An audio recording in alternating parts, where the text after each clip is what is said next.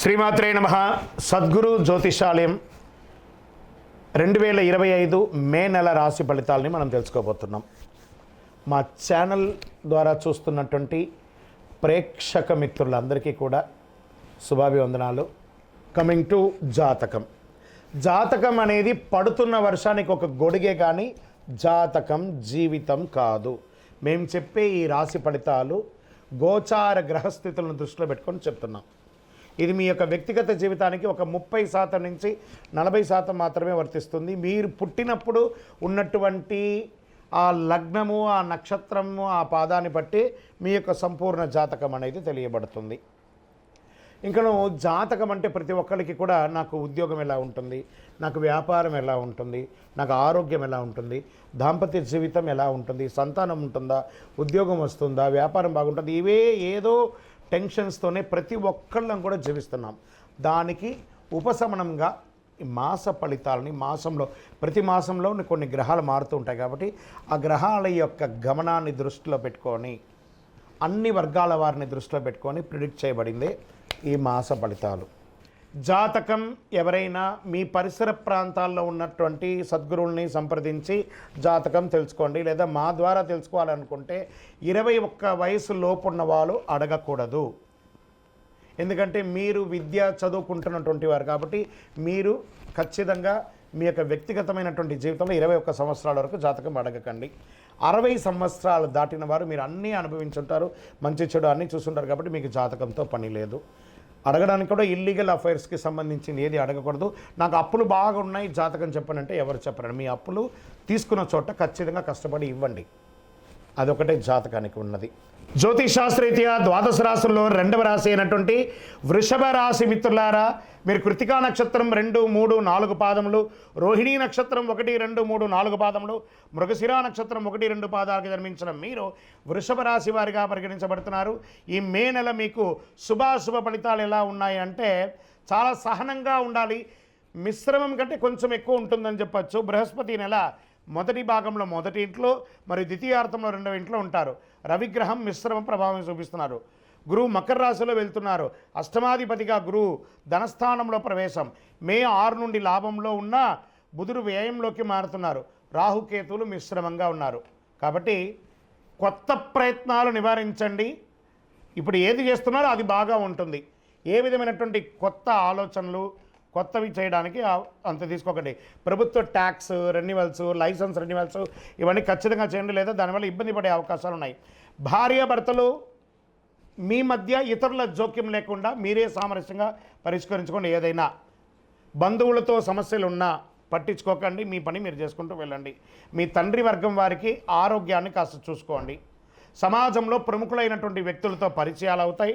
వారి ద్వారా ఆర్థిక లబ్ధి కూడా పొందే అవకాశాలు బాగా ఉన్నాయి. వ్యాపారం చురుకుగా ఉంటుంది.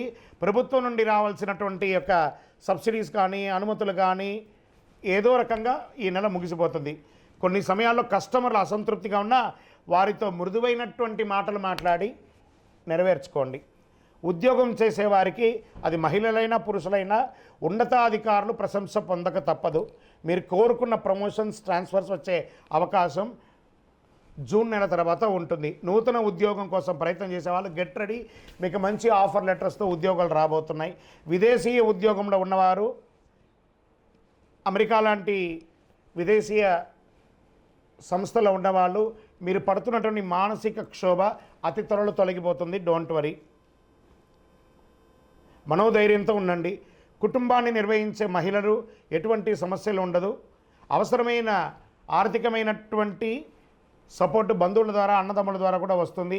శారీరక ఆరోగ్యంపై దృష్టి పెట్టండి. వాతావరణంలో మార్పులు చాలా ఇబ్బందులు పడే అవకాశాలు ఉన్నాయి. కళ్ళకు సంబంధించి చికాకులు వచ్చే అవకాశాలు ఉన్నాయి. నీరు కారుతూ ఉంటుంది. విదేశాల్లో చదువుకుంటున్నటువంటి విద్యార్థులకు మంచి మేలు జరుగుతుంది. షేర్ మార్కెట్ మిశ్రమంగా ఉంది. వ్యవసాయదారులకు ఇది చాలా బాగుంది. మీడియా రంగం వారికి కూడా ఇది చాలా మంచి నెల అని కూడా చెప్పచ్చు. ఐటీ రంగం వారికి కరెక్షన్స్ జరుగుతున్నాయి, జాగ్రత్త. రాజకీయ నాయకులకి ఇది మిశ్రమం, కాస్త జాగ్రత్తగా బిహేవ్ చేయండి ప్రజాక్షేత్రంలో. మే నెలలో అదృష్టమైనటువంటి రోజులు 1, 4, 7, 9, 13 ఈ రోజులంతా మీకు కలిసి వస్తుంది. అదృష్ట సంఖ్య 5 మరియు 7. చంద్రాష్టమం మే నెలలో 15/5/2025 2:07 మధ్యాహ్నం నుండి 18/5/2025 12:04 వరకు ఉదయం వరకు ఉంటుంది. చాలా జాగ్రత్తగా ఉన్న ఈ 2.5 రోజులు సంతకాలు పెట్టినా, ప్రయాణాలు చేసినా, ఏ విధమైన నిర్ణయం తీసుకున్నా జాగ్రత్తగా తీసుకోండి. సరే, ఏ పరిహారం చేస్తే బాగుంటుంది? శివుని ఆరాధించడం, మరియు బిల్వదళంతో అర్చన చేయడం, బిల్వ వృక్షానికి ప్రదక్షిణం చేయడం, చలివేంద్రాలు ఏర్పాటు చేయడం, గొడుగు పేదవాళ్ళకి ఇవ్వడం, మీ ఇష్టదైవం కులదైవాన్ని ప్రార్థన చేయడం. ఇంకను సకల దోషాలు తొలగడానికి మీ వయస్సు ఎంత ఉందో అన్ని సంఖ్యతో మీ ఇంటి దేవత దగ్గర దీపం వెలిగించండి. అతి శక్తివంతమైనటువంటి ఈ కరుంగాళిమాలను ధరించండి.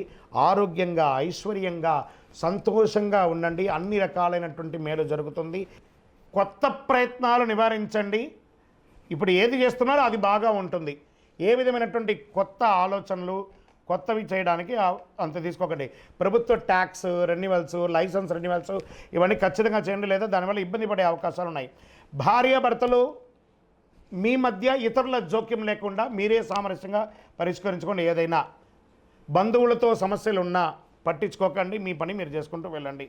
మీ తండ్రి వర్గం వారికి ఆరోగ్యాన్ని కాస్త చూసుకోండి. సమాజంలో ప్రముఖులైనటువంటి వ్యక్తులతో పరిచయాలు అవుతాయి. వారి ద్వారా ఆర్థిక లబ్ధి కూడా పొందే అవకాశాలు బాగా ఉన్నాయి. వ్యాపారం చురుకుగా ఉంటుంది. ప్రభుత్వం నుండి రావాల్సినటువంటి యొక్క సబ్సిడీస్ కానీ, అనుమతులు కానీ ఏదో రకంగా ఈ నెల ముగిసిపోతుంది. కొన్ని సమయాల్లో కస్టమర్లు అసంతృప్తిగా ఉన్నా వారితో మృదువైనటువంటి మాటలు మాట్లాడి నెరవేర్చుకోండి.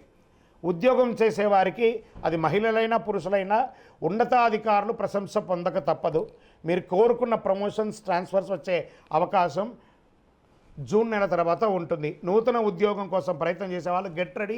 మీకు మంచి ఆఫర్ లెటర్స్తో ఉద్యోగాలు రాబోతున్నాయి.